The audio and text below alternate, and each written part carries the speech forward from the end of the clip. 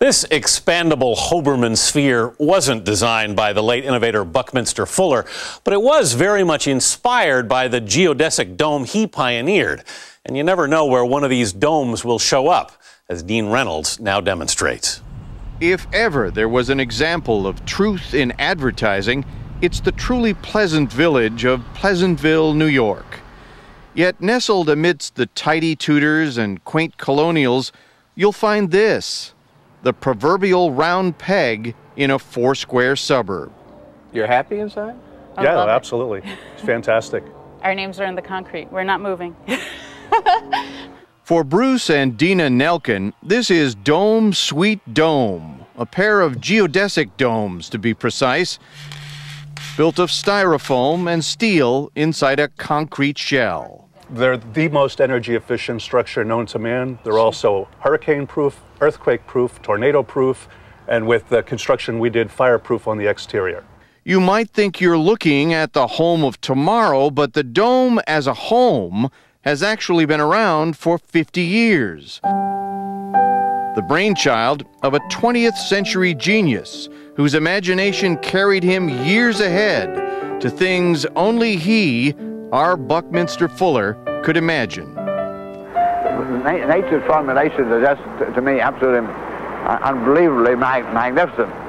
I'm not trying to imitate nature, I'm trying to find the principles she's using. Who or what was he? I have to answer in his words, which will only scare you. He was a comprehensive, anticipatory, design scientist. But his daughter, Allegra Fuller Snyder, prefers another description for the man universally known as Bucky. Daddy was an incredible teacher, and I happen to be privileged to be one of his students. Each one of those lines is staying the same. The lines are not changing, so what is changing here is the angles. Today, his daughter is one of the guardians of Fuller's multifaceted legacy, which is now on display at Chicago's Museum of Contemporary Art. It even includes Bucky's take on Goldilocks and the Three Bears, a bedside story he employed to explain Einstein's theory of relativity to a child. You got Einstein at 4.5? I didn't know I was getting Einstein, but I did. Indeed, Bucky's mind seemed to move at the speed of light. Haunted by the early death of his first child, Fuller worked feverishly until his own death in 1983 to make the world a better place, one invention at a time. Take his 1933 Dymaxion car, Dymaxion being shorthand for dynamic and maximum. 30 miles to the gallon, seating for 11, at speeds up to 120 miles an hour.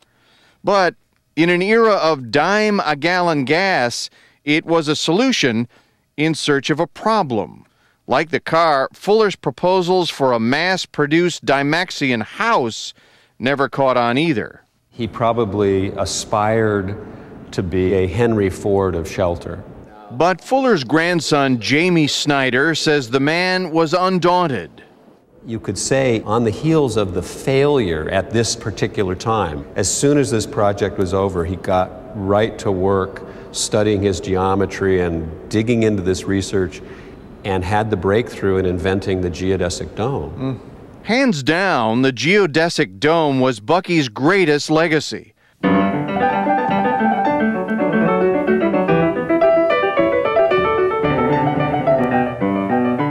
Following nature's own blueprint, domes can shelter enormous spaces using minimal materials.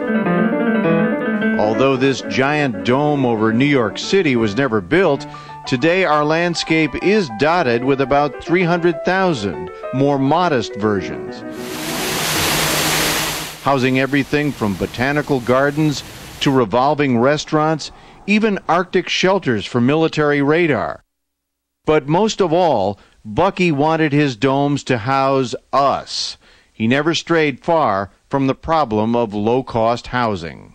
The thinking of the total world thinking of the world as an integrated system, thinking about our interconnection, thinking about shelter, not a local problem, but how do we house 1.5 billion people that don't have proper shelter? From his eco-friendly houses to his fuel-efficient cars, it seems as if Bucky's 20th century proposals and our 21st century problems may have finally achieved a kind of synergy, something he'd like since he invented the word synergy too. And while the bubble may have burst for some of Fuller's ideas, back in Pleasantville, New York... Do you think this is the future or the past? I think it's the past that was forgotten that needs to be the future in order to have a sustainable future for them.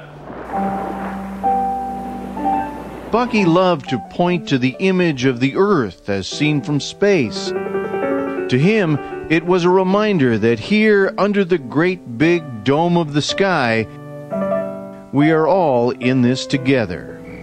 People say to me, I wonder what it'd be like to be on a spaceship. And I say to you, you don't really realize what you're doing. Because everybody is an astronaut. You all live aboard a beautiful little spaceship called Earth.